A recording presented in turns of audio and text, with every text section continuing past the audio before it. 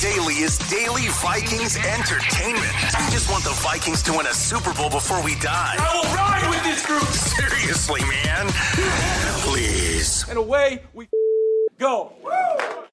And away we do go. Welcome into Purple Access. It is Judd. Ross Brendel is always producing. And Tyler Forness, the star of the show. And congratulations, my man. You got a new gig that you announced on X/Twitter today.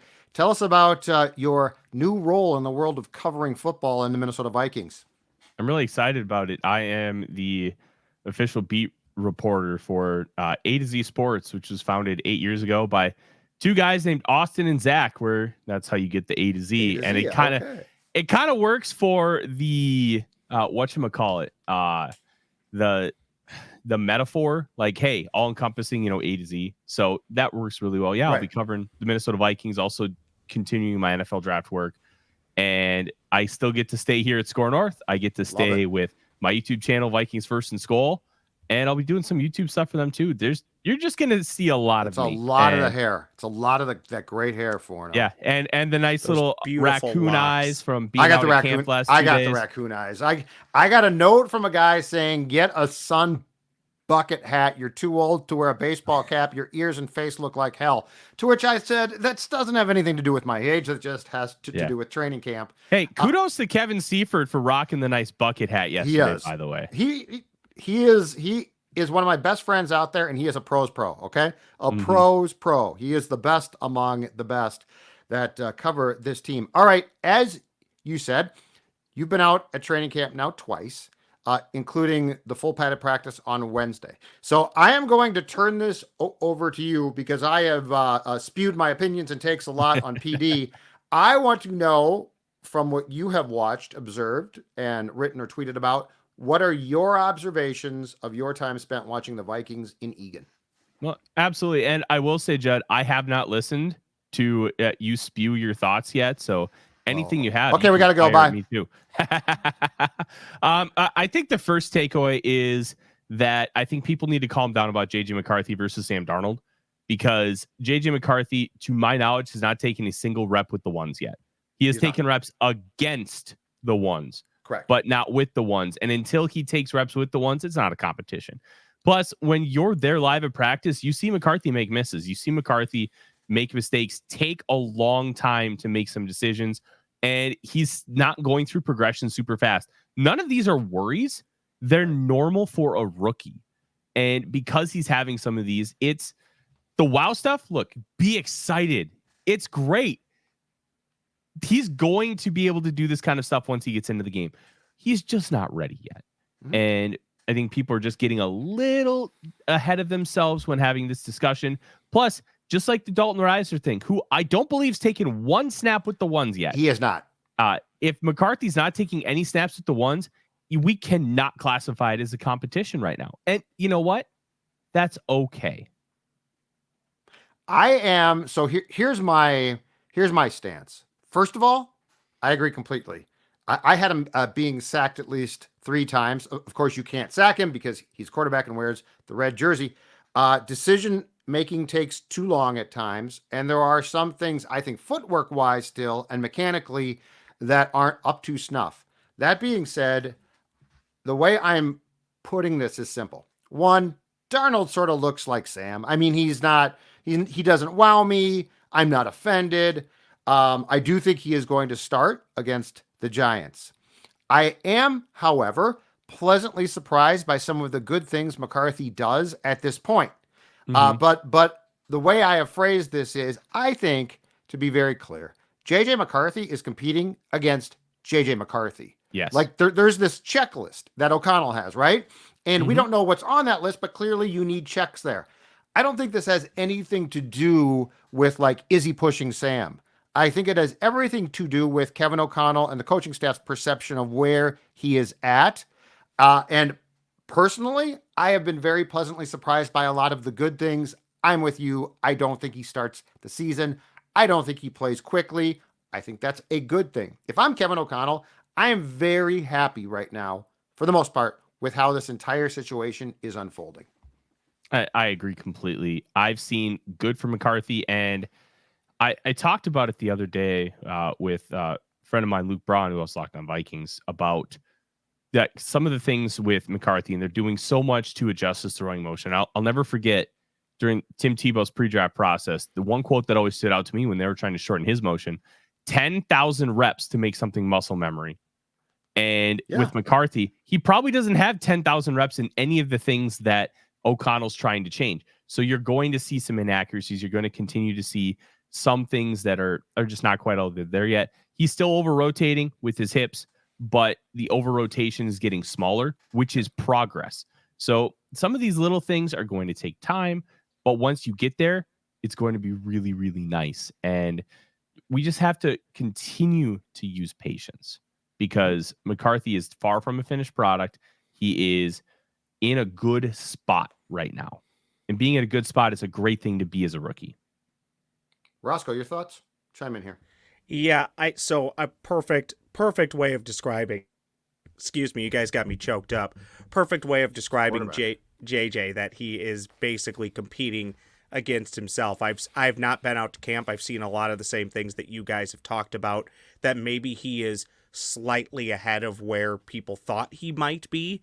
But however, doing that in practice and doing that in camp is entirely different from doing it in a game. I've said this all along, and I'd love to get your guys' thoughts on this. I think we've even talked about it a bit on this show.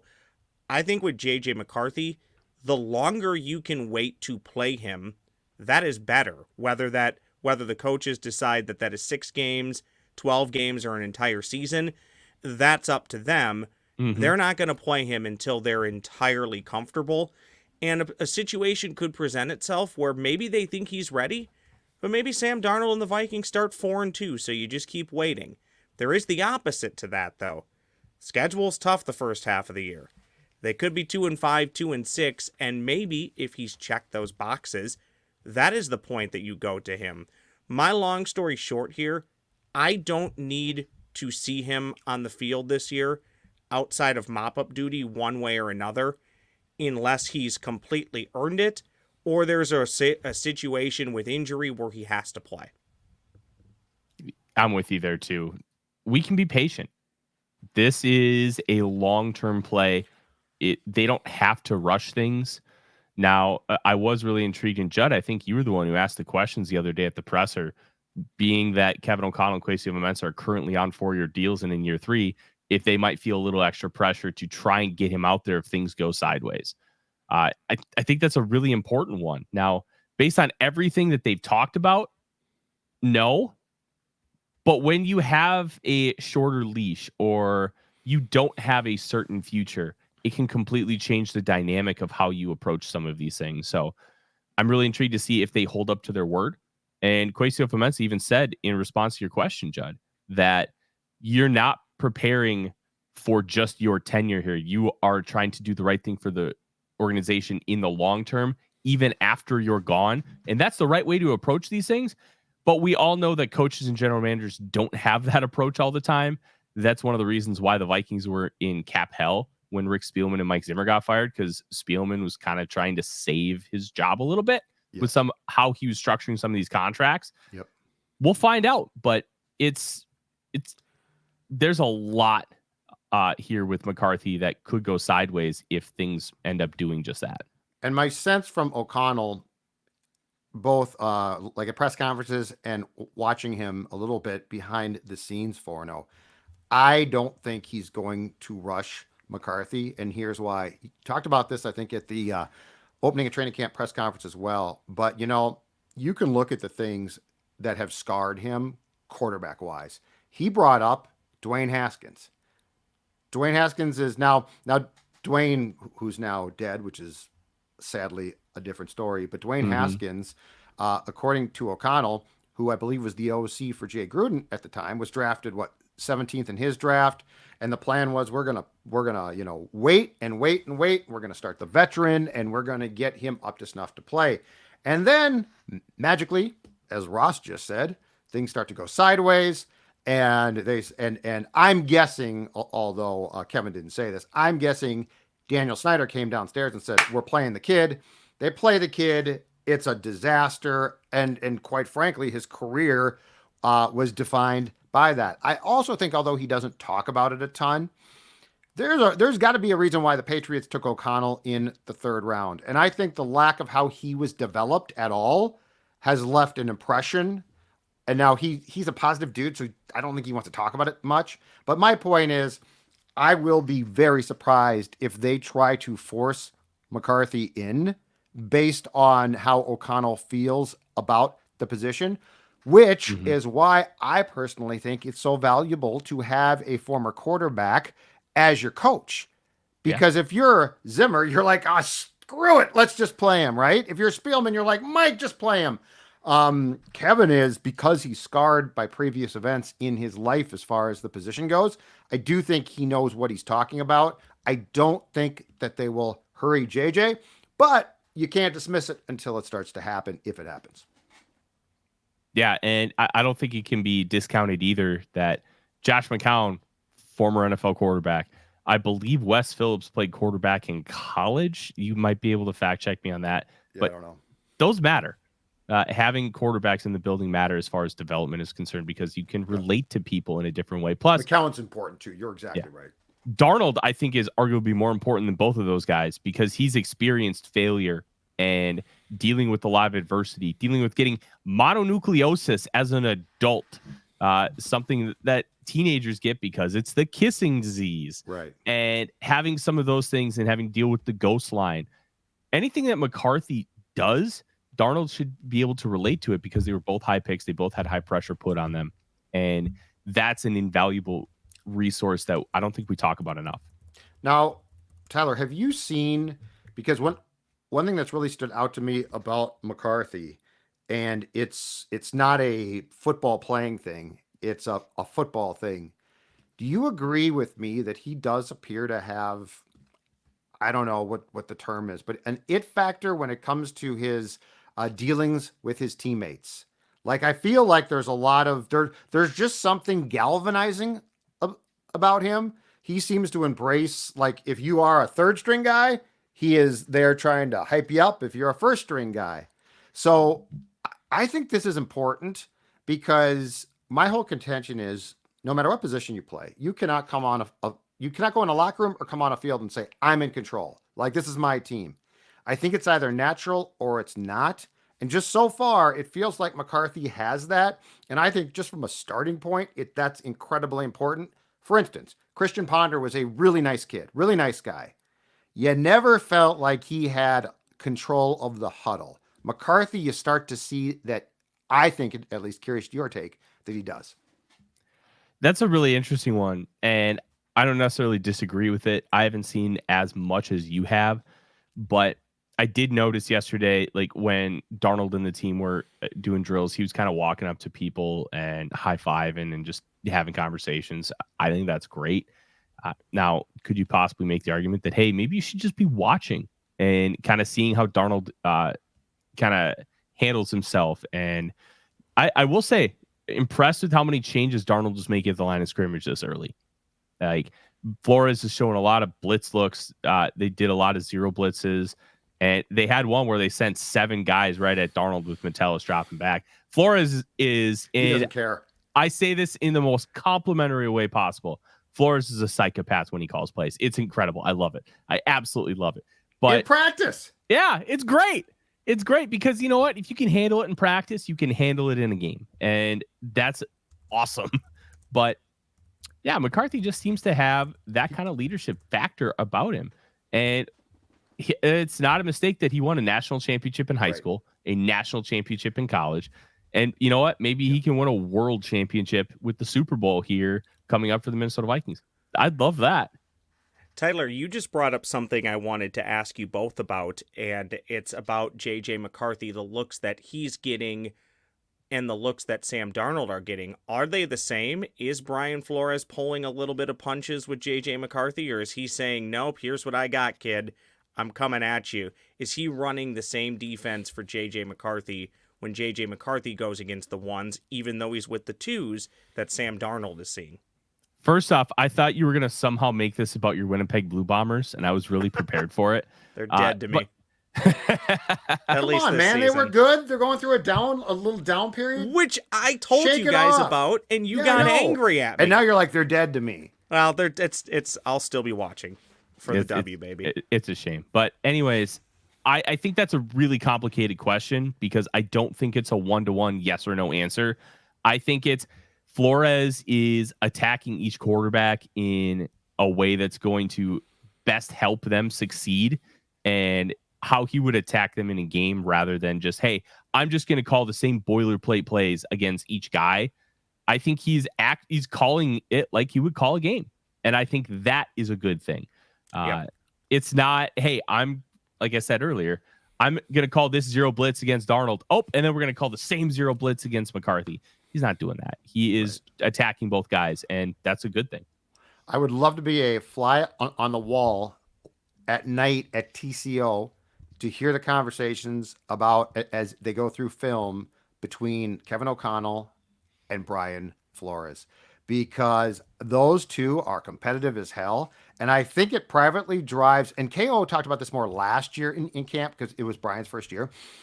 I think it privately drives KO a little bit crazy that Flores is like, screw it, here we come, right? Zero blitzes, and we're going to give. And I think his thought is, give us a little chance to get some rhythm here. But KO did take a little bit of a shot a couple of days ago in his press conference. I think it was on Tuesday when he said, well, the defense has their calls. They're like one-word calls, and we got to go through our whole verbiage. So there's a definite, but if the question is Brian Flores trying to do J.J. McCarthy favors and not Darnold? The answer is no. And that essentially was the question, Judd, because I was wondering. Fornell's right. Is Flores in on the, okay, let's try and build the kid's confidence a bit. No. And I don't want to scare him so he's hearing footsteps, but I would argue the way that Flores is doing it is probably the best way to do it. Let's build the kid's confidence. Kevin can find a way to do that, whether I'm sending all out pressure or not, but I want to see if he can sink or swim even in practice before you have to see it in a game. Sure. So I think that's the way to do it. But Brian Flores is concerned about one thing, his defense, Tyler, and that is that is making sure that his defense is prepared for September 8th. I don't think Brian Flores gives one thought to, I wonder if the quarterbacks are developing correctly. That's their problem. But I'm with both of you. I love it. It makes practice way more fun, Forno. Oh, practice has been fun. Just what I want them to do is completely eliminate the first 45-ish minutes and then just give us the back half the entire practice. They won't. And I don't blame them. And if I were a head coach, I wouldn't do it either. No. But that's what I want. That's how I learn about this team. I agree. I don't want to see them run individual drills like they are. I want to see them run big boy stuff. That's how we get prepared for the season, though. So we've talked about QB's development of McCarthy, etc. Let's shift to what is the second thing, Forno, that you have that's stood out to you or that you picked up on from your attendance at practice? Cornerback. Shout out Fabian Moreau. First day on the job, stepping right off the plane, getting on the field, and just played really good football. I only noticed him get beat once. And if you're getting beat once, okay, everybody gets beat. It's cornerback. But to only get beat once by my count after getting off the plane and having a couple PBUs and being all around the football, bravo. Moreau is going into his 8th year. He's going to be on his 5th team in the last 5 years. But he's just a solid B minus kind of cornerback where you can put him in and you can expect a baseline level performance. And that's something the Vikings need right now. Will he continue to run with the ones when Shaquille Griffin comes back? That I don't know. But I would say I hope a Caleb Evans stays with the ones. Okay. If he was dealing with some confidence issues last year, which to me it felt like because he just dropped off a cliff, or there was an injury that went unreported, which is a whole nother problem in itself. Evans feels like he's back to peak form, what we saw in the really good portions of last season. He's confident. He's making good decisions. In a red zone drill, he got out of phase and stayed patient, waited for Jalen Naylor to make his move, and then he attacked the football in the air and caused an incomplete pass. And what was really impressive about that was he turned his head at the proper time, something he struggled with in college, where he would just turn his head too late and not be able to get up and attack the football. he was getting his head turned in plenty of time to be able to make those kind of plays. And I thought that was awesome to see. Jay Ward also getting snaps at corner. I talked about it Monday morning. We recorded Purple Daily on Draft at 11 a.m. Dex told us this. You jumped him. Yep. You predicted it before it happened. At 2, when the Vikings took the practice field, Ward started getting his first snaps, not at slot, at outside corner. Yes. And I went back and looked at the film. I just had an article release for A to Z Sports, my new writing home, talking about Jay Ward. And I went back and watched his film because he only spent 108 snaps in his senior year at outside corner.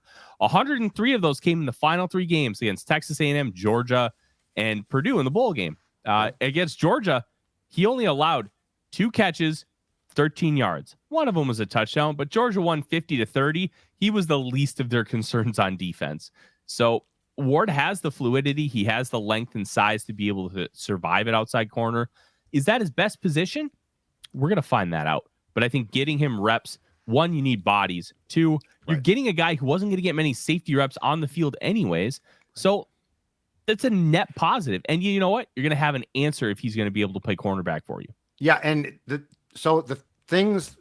couple of things stand out about what you just said. First of all, it's very clear, especially the boundary corners, Forno, that Brian Flores has a type there. Lanky. Yeah. You can't be. It's why when they signed the first guy a couple of days ago, I forget his name now, that he's 5'9".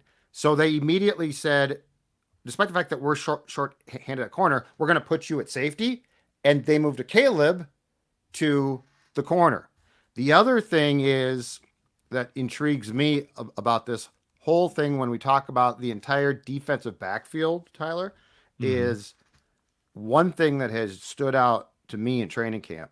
Theo Jackson looks great. Now, he's a safety, and I don't know if he's the eventual 2025 replacement for Harrison Smith. We could talk about Cam Bynum's contract. Do the Vikings want to pay Cam? Because I think he deserves to be paid potentially. But Theo Jackson's, he emerged last year in camp and impressed me. This year, he's wowed me. So, there are some interesting things, certainly not set yet, but some interesting elements to what's going on in that defensive backfield. Yeah, this defensive backfield is going to continue to be fascinating, Judd. And I do want to shout out Dwight McGlothern, who got thrown in with the ones. Yeah. And at the end of 7-on-7s yesterday. But one of the interesting things about getting thrown in with the ones is it's used as hey, you've been playing well. Let's see what you got. And then the coaches use it okay, we're throwing him into the deep end. How do they handle it? Are they good enough to where they're not an adjunct disaster? And hey, maybe we have something here, or do they absolutely sink? And he got a nice PBU on Brandon Powell on a little arrow route, which is just a route to the flat. But I will say the quarterback was very late on that, and that quarterback was Sam Darnold. Yeah. And if he's not as late on that, McGlothern doesn't have an opportunity to be able to get that. So, yeah.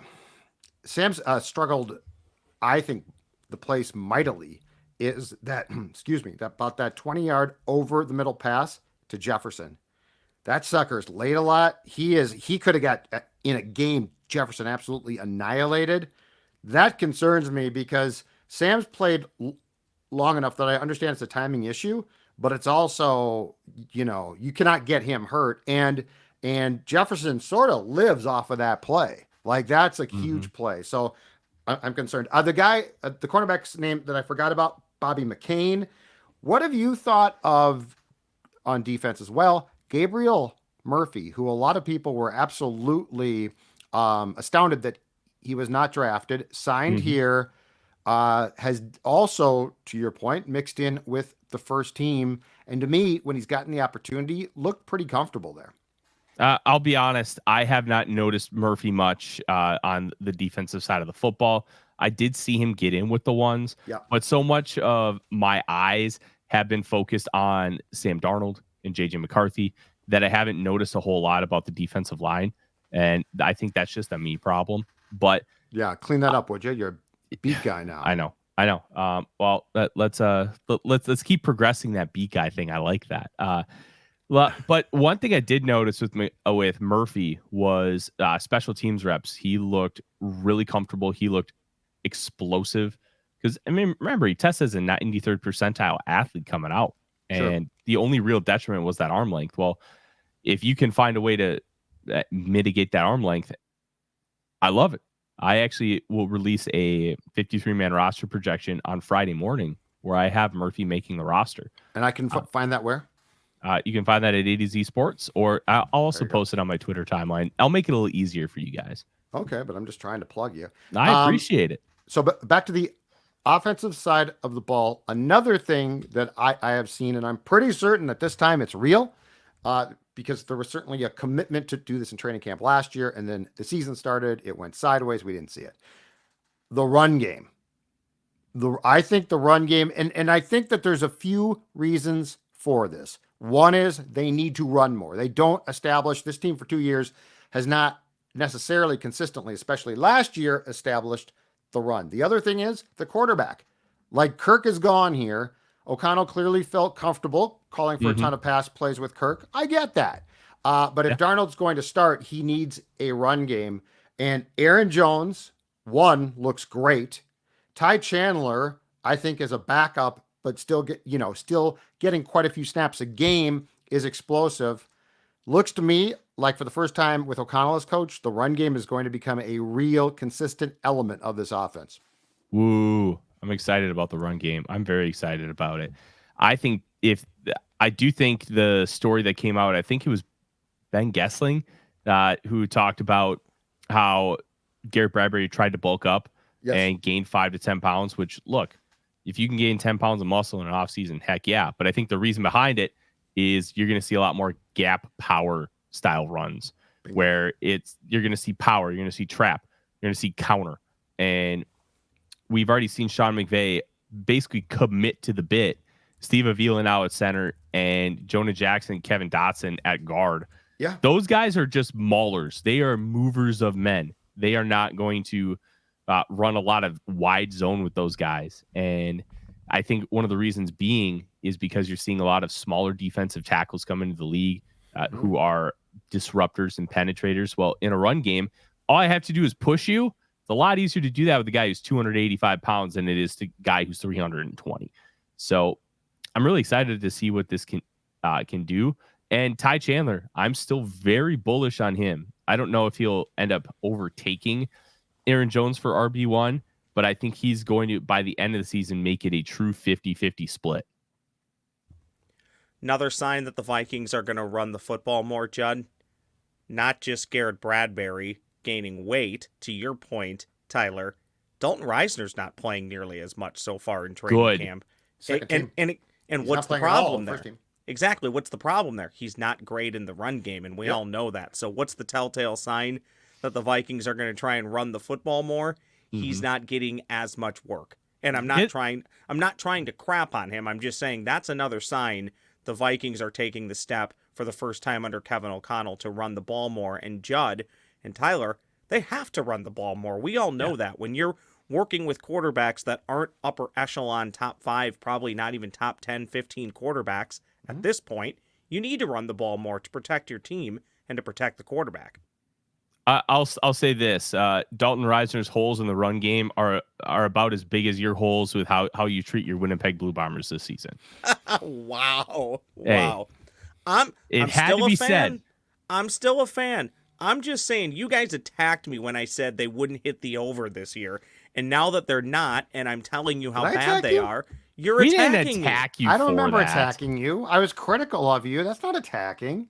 Well, you know what? They were good. You were just too negative. Trust me. 4 straight Grey Cup appearances. Yeah, I was going to say, what? You got and 2 victories. I think Minnesota Vikings fans would kill for 4 straight and a Bud Super Grant Bowl statue, appearances. Which the Vikings should have, which the Vikings still don't have. Get a damn statue. You know what? When Tyler and I go to Winnipeg next year, we'll steal the statue and bring it back here. It's not that big, right? We need to right? get Judd that enhanced ID so he can go up to Canada. It's only like $30. Oh my goodness, purple daily on the road. Yeah, Let's go to Winnipeg. I'm gonna have to check on that. I'm gonna have to check on that. My documentation. I'm not sure it's. Hey, Phil Mackey, are you listening? We need this written off, please and thank you. We'll expense. I'm sure the Hubbards will love that. I'm going to Canada, and I'm coming back with a bunch of kokanee. We and can at Molson. least expense the enhanced ID, Judd. All right. I love Okay. me some kokanee. Hey, we're done here, but a quick announcement. So, Tyler is going to leave Purple Access, but not Score North. We are going to be launching in the coming weeks a new show in which we are going to, if you think this is football talk, we are going to delve down even farther into the rabbit hole that is the X's and O's, the type of stuff that the man with the Warren Moon jerseys behind him absolutely loves. So I'll still be doing Purple Access probably every other week with my buddy Chip Scoggins. I'll be doing a show with Ross and Forno, or it might be AJ and Forno. I'm not positive on that one yet. I was just gonna say, Judd, AJ? for the Ross Brendel detractors, this is great news because you won't have to put up with me on that. Anyway, the king of X's and O's on Score North, Tyler Forness, will be joining me for a new show to launch. So make sure to keep your head up for that show. We will have that out and all of the information in the coming weeks. For Forno, for Ross, Purple Access. We'll see ya.